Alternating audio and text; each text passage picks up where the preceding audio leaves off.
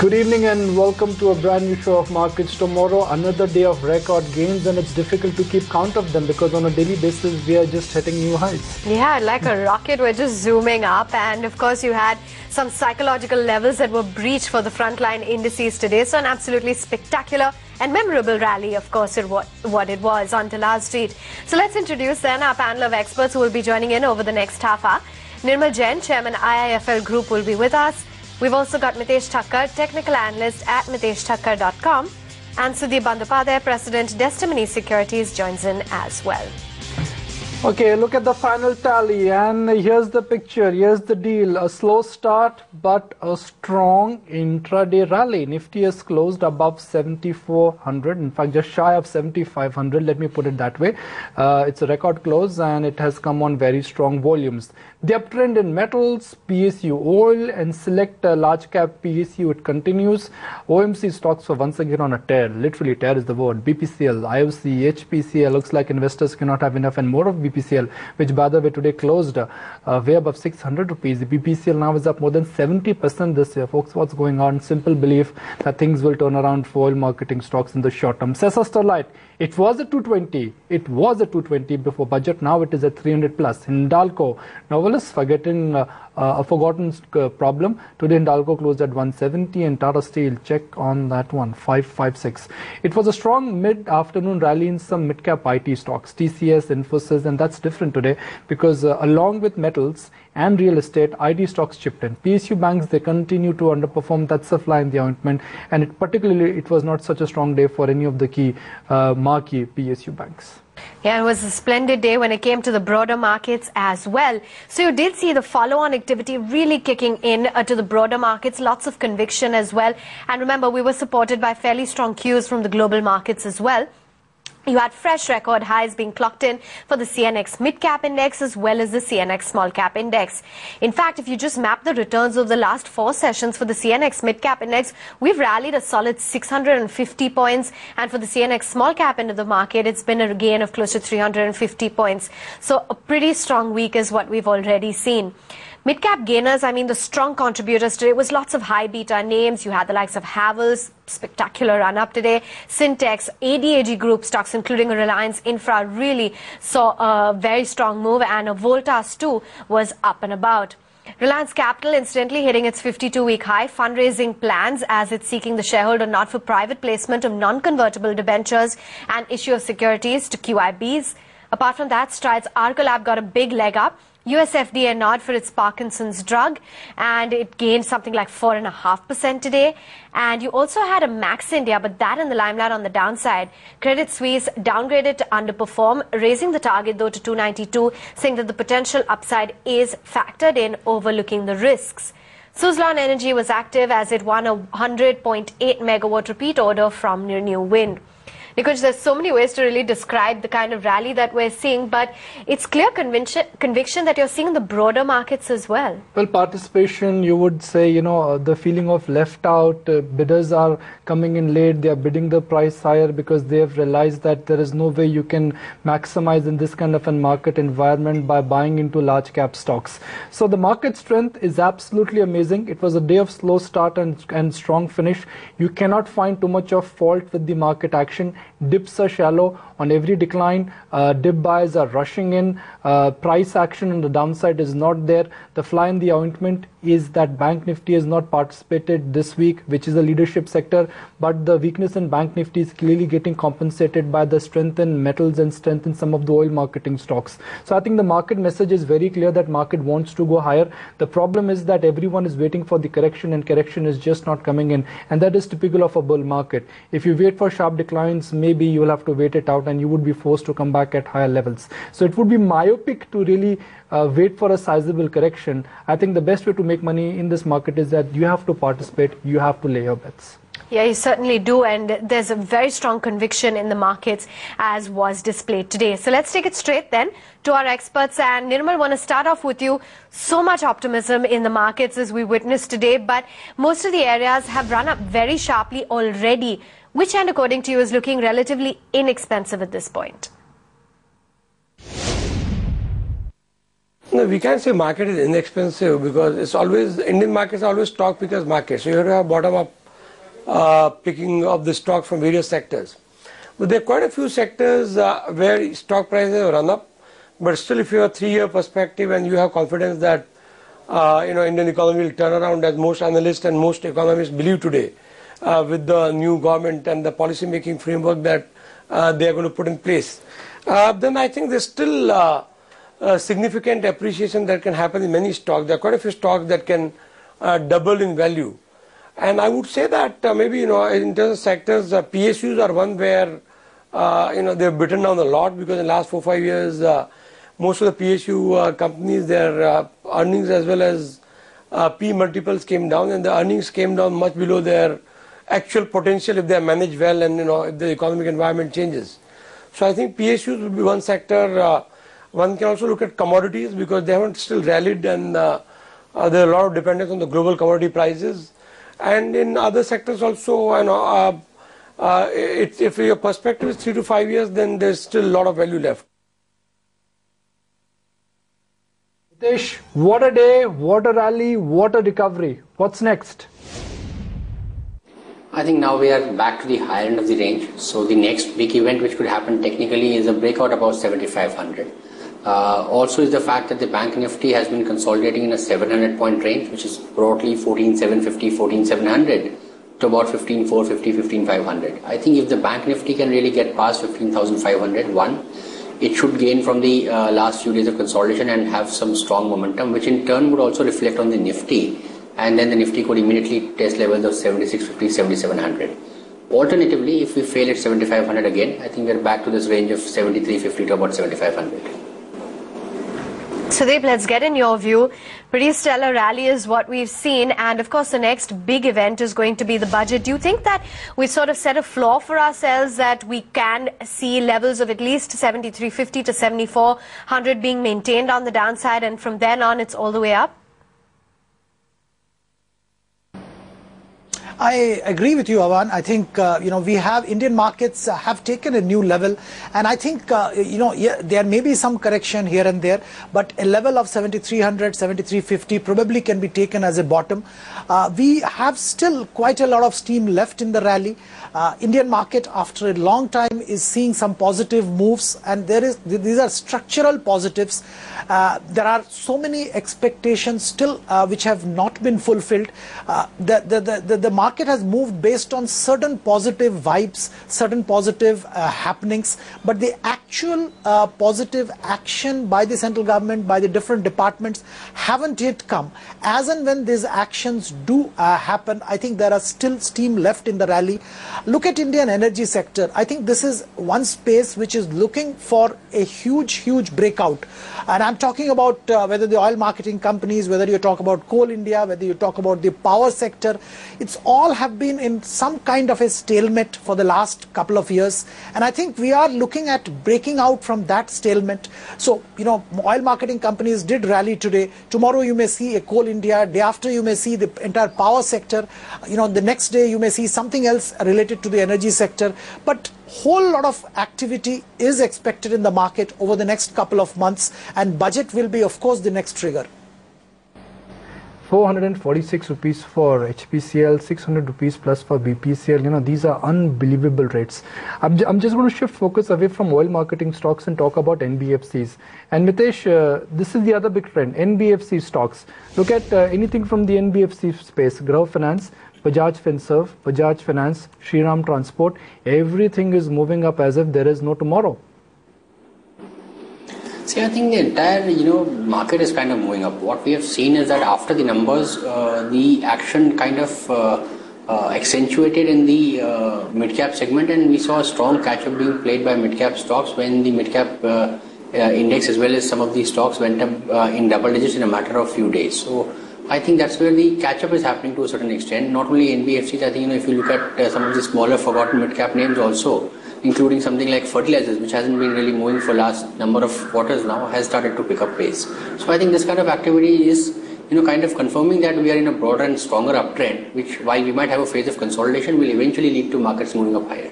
fabulous day of trade as we breach some psychological levels on the upside, but would be important to take note of some of the important factors to watch out for tomorrow. First up, the PSU oil stocks. We'll be watching out for the kind of movement. Remember, most of them saw a very strong rally in today's session. The movement in the bank nifty, and this is a trend that we've been watching out for, and seeing persisting over the past many days, lagging in trade. Is it going to bounce back, especially when you have the frontline indices on their own tangent? Price action in IT stocks, how real was today's rally? Because toward the fag end of the session, the CNX IT held its head up high, and most of the IT stocks really saw it in trade. And speaking of IT, TCS will be going ex-dividend of 20, so we will be watching out for that stock as well. But this persistent trend of the bank nifty lagging when the frontline index has been going up has been there for quite a few days. That's the fly in the ointment that the favorite sector, which has been the leadership sector, has not contributed.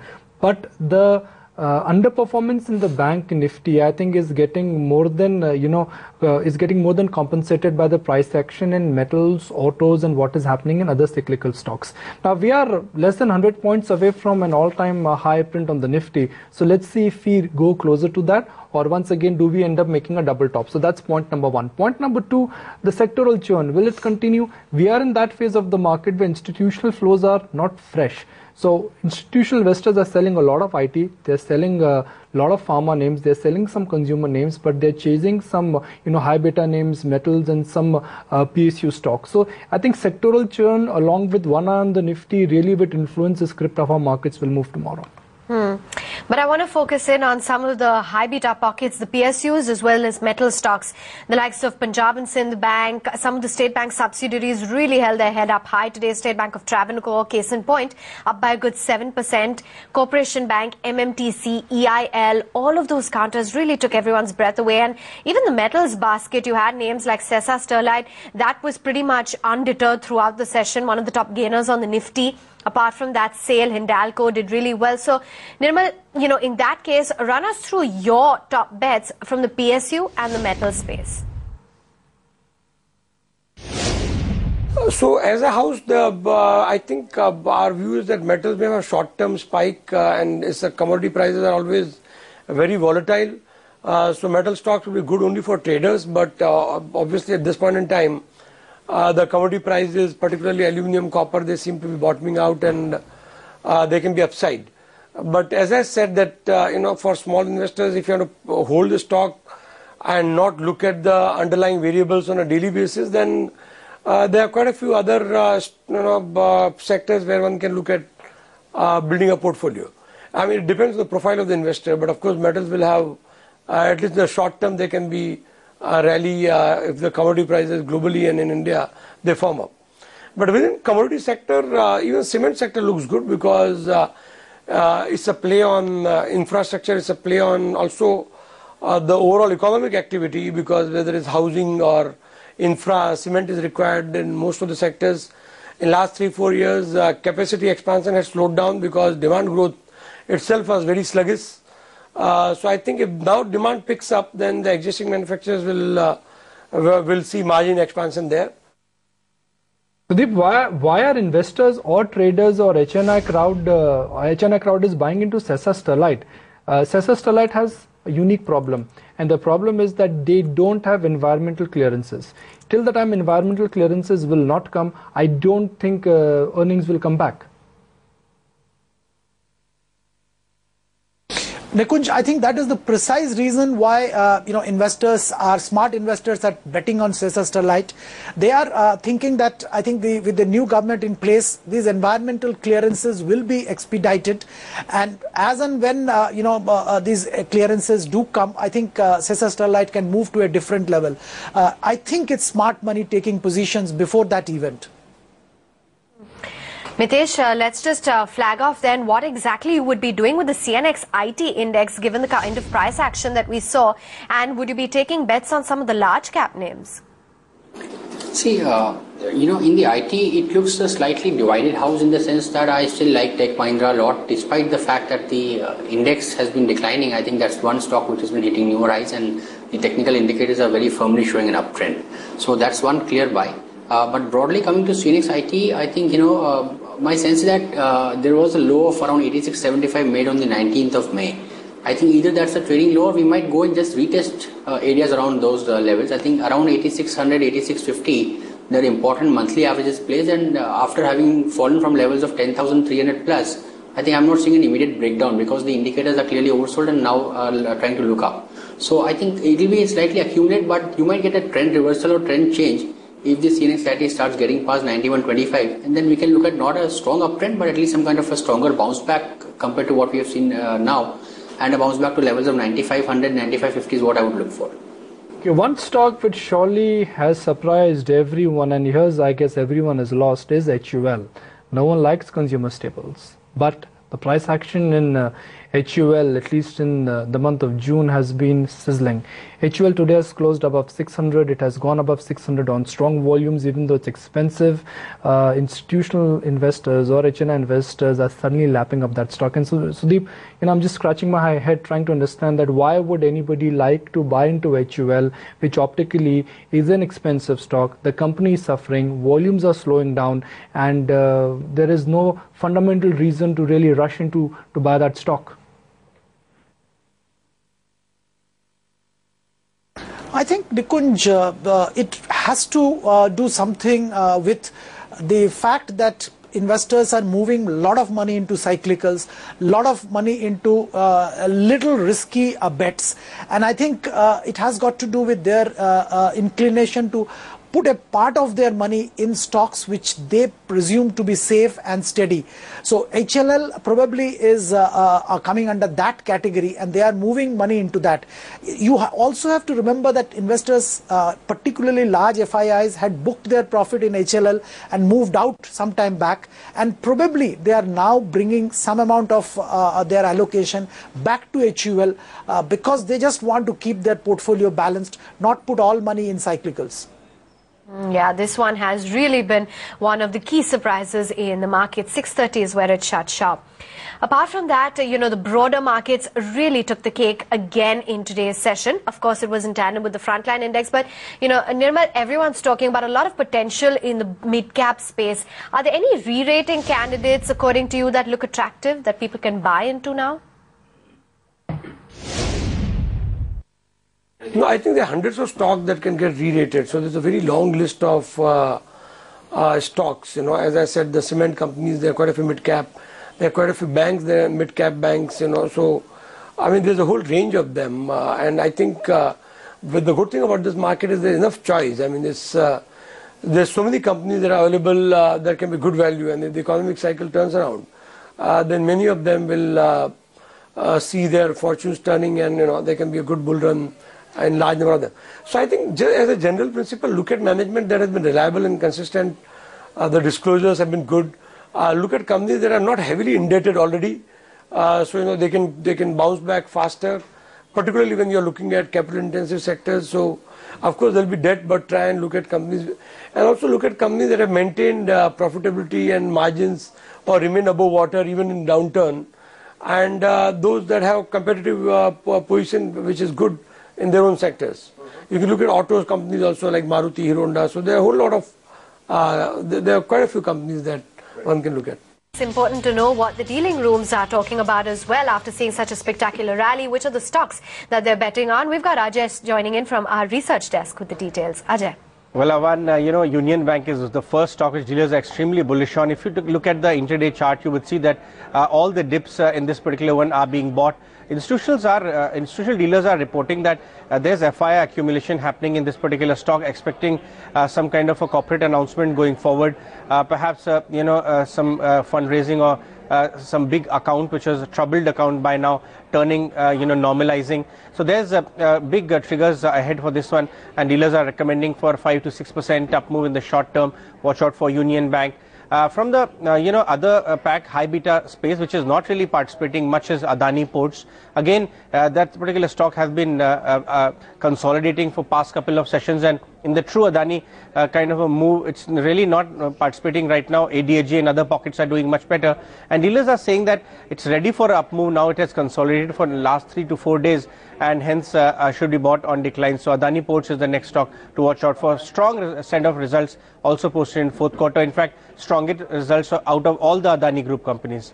All right, Ajay, thanks a lot for that. Mitesh, how should one trade tomorrow? There's so much of excitement in the market. There is so much to pick and choose from. I guess it's a problem of plenty.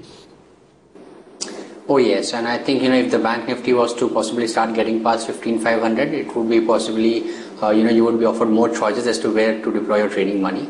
I think this kind of sectoral churn will keep on happening as long as we are trying to find feet at higher levels. One sector will, after going up, will kind of take a breather, and then you will see some kind of catch up by other sectors. We have seen that happen in Midcap. But today I have identified two different kind of stocks which really haven't participated but are showing signals of an uptrend. I would suggest buying into a Bata with a stop below 1160 for targets around 1235, 1240, very close to all-time highs of 1220. This is one stock which is showing signals of catching an uptrend again. And a buy on Biocon, which has been a clear underperformer, now trying to get into some kind of a buying zone. That's a buy with a stop at 455 for targets of 480 on the upside. Sudeep, as we just flagged off, there seems to be opportunity everywhere. So where is it that you're picking out individual stocks?